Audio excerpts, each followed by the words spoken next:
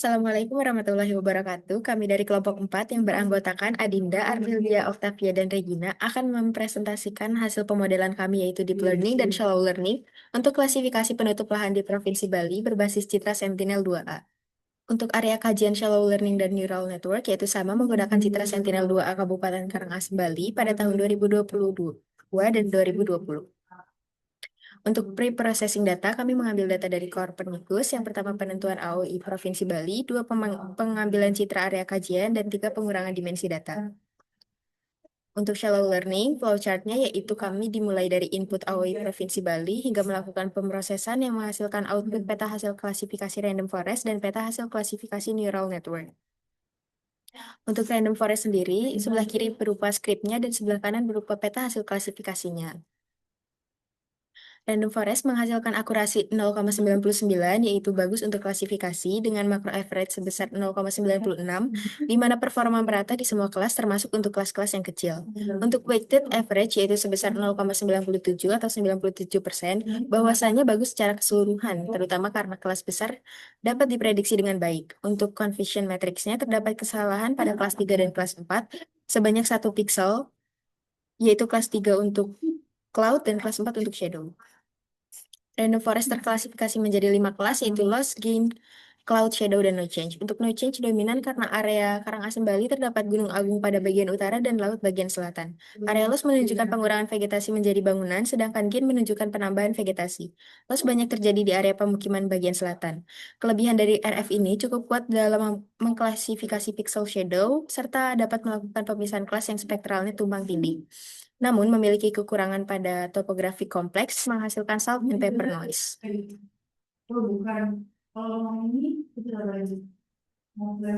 Oke, selanjutnya adalah metode neural network, di mana next metode neural network ini kami menggunakan script yang terdapat di tampilan. Kita menggunakan script kode dengan arsitektur multilayer perceptron atau MLP, yaitu dan menggunakan dua proses utama, yaitu menggunakan forward propagation dan back propagation. Next. Berdasarkan hasil script tadi, hasil klasifikasi metode neural network ini menghasilkan visualisasi yang didominasi oleh warna kuning yang menunjukkan kelas no change. Hal ini menunjukkan bahwa sebagian besar wilayah tidak mengalami perubahan dari tahun 2020 hingga tahun 2022, di mana kelas loss pada area permukiman terlihat pada permukiman yang berkembang, sedangkan kelas gain terlihat terbatas di sebelah barat yang menunjukkan adanya pemulihan vegetasi di lokasi tersebut. Next. Kemudian di sini ada eh, training data di mana kita menggunakan EPODS 60. Di sini terlihat bahwa eh, data trend menunjukkan penurunan yang signifikan dari angka 1,4 menjadi 0,05. Next. Sementara itu, nilai loss pada data uji akurasi menunjukkan penurunan yang konsisten dan tidak menunjukkan eh, ti- adanya peningkatan kembali. Hal ini menunjukkan bahwa performa model stabil dan tidak mengalami overfitting. Nilai akurasi mencapai 0,9675 atau sekitar 96%, yang menunjukkan bahwa model dapat melakukan klasifikasi dengan ketepatan sekitar 96%, serta model telah mencapai kondisi konvergensi sehingga perubahan pada epoch berikutnya sudah tidak signifikan. Nilai yang tinggi ini mengindikasikan model mempelajari pola dengan efektif, walaupun nilai tergolong tinggi, masih terdapat kesalahan klasifikasi yang menunjukkan yang mungkin disebabkan karena adanya kelas yang dominan, terdapat data outlier, dan adanya noise yang ditangkap oleh model. Akurasi neural network lebih rendah dibandingkan dengan hasil klasifikasi akurasi menggunakan random forest. Akan tetapi hasil klasifikasi neural network lebih detail dibandingkan dengan hasil klasifikasi random forest. Kelebihan di sini terdapat 3 kelebihan dan 3 kekurangan, di mana kelebihannya adalah dapat digunakan untuk data yang kompleks dan tidak linear, kemudian dapat digunakan untuk berbagai jenis data atau fleksibel, serta dapat melakukan generasi dengan cukup baik. Sedangkan kekurangan dari neural network yaitu membutuhkan banyak data untuk menjalankan model agar menghasilkan generalisasi yang lebih baik. Kemudian pelatihan model membutuhkan waktu yang lama dan komputasi yang tinggi serta baik. Kemudian sulit menjelaskan secara eksplisit bagaimana proses model dalam mengambil keputusan. Oke, kemudian lanjut ke deep learning.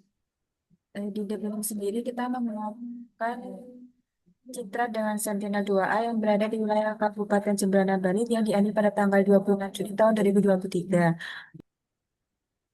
Di Denis sendiri adalah cabang kecerdasan buatan yang memanfaatkan jaringan saraf neuron berlapis untuk mempelajari pola data secara mendalam melalui transformasi nonlinear. Di mana kelebihan dari Denis sendiri yang pertama ada ekstraksi fitur otomatis, akurasi tinggi pada tugas kompleks, skalabel untuk data besar, dan mampu mempelajari pola yang sangat mendalam. Kemudian untuk kekurangan sendiri yang pertama membutuhkan data besar, komputasi tinggi, dan waktu tayang yang lama, sulit dijelaskan serta rentan overfitting tanpa penanganan yang tepat. Berikut ini hasil skrip yang kami gunakan selama proses deep learning. Nah, hasil penelitian model UNet menunjukkan dinamika performa yang mencerminkan kelebihan sekaligus keterbatasan pendekatan deep learning pada berbagai jumlah approach. Nah, dari hasil approach 50, berikut ini adalah grafik model yang menunjukkan sudah stabil terlihat dari akurasi tinggi dan loss rendah sehingga hasil klasifikasi lebih konsisten. Kemudian, pada peta, lihat non-vegetasi mendominasi wilayah sehingga menampilkan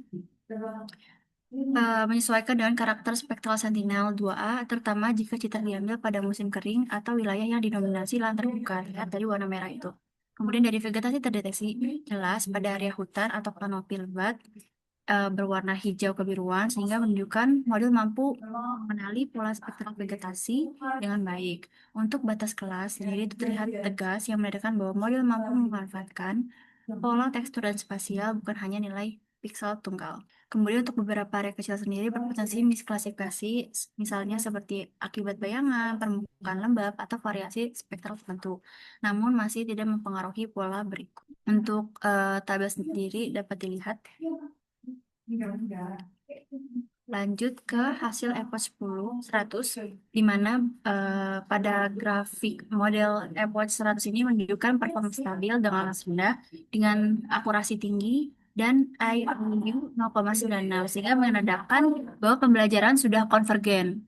Kemudian pada peta klasifikasi didominasi oleh vegetasi sesuai dengan karakteristik wilayah Jembrana yang memiliki tutupan hutan luas.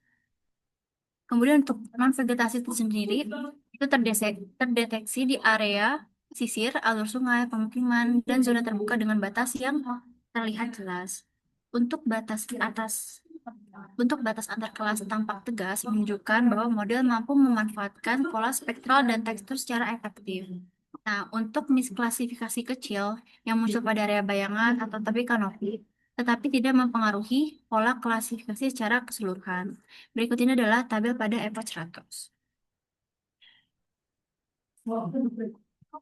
Oke, kemudian lanjut ke EPOS 200, di mana model menunjukkan performa tinggi pada akurasi kurang lebih 96 sampai dengan 99% yang menandakan proses pelatihan sudah konvergen dan hasil klasifikasi sudah stabil. Ini adalah tabel hasil EPOS 200. Kemudian lanjut ke hasil petanya, di mana kelas vegetasi mendominasi hampir seluruh wilayah yang mencerminkan tutupan lahan berhutan dan vegetasi kera yang kuat terekam pada citra Sentinel-2A. Kemudian untuk kelas non-vegetasi sendiri muncul pada area permukiman, badan air, dan lahan terbuka yang menunjukkan model mampu membedakan pola spektralnya meskipun proporsinya cukup kecil. Pola klasifikasi terlihat konsisten dengan batas kelas yang cukup jelas, menandakan model memanfaatkan informasi spektral dan tekstur secara efektif. Potensi misklasifikasi hanya terjadi pada area kecil, seperti bayangan atau piksel campuran, tetapi tidak mengganggu pola utama hasil klasifikasi. Dan ini adalah hasil grafik ECPOS 200 yang telah kami uji. Kemudian perbandingan dari hasil unit pada EPOS 50, 100, dan 200, di mana performa model pada EPOS 50 loss belum stabil, akurasi dan EO masih baik, namun generasi belum optimal. Kemudian untuk EPOS 100, loss stabil, akurasi dan EO konsisten antara range dan tes performa paling optimal. Kemudian untuk EPOS 200, loss mulai overfitting, akurasi stagnan, EO trend meningkat namun tes tidak. Kemudian untuk hasil klasifikasi peta sendiri, EPOS 50 masih terdapat noise dan tingkat tidak homogenan.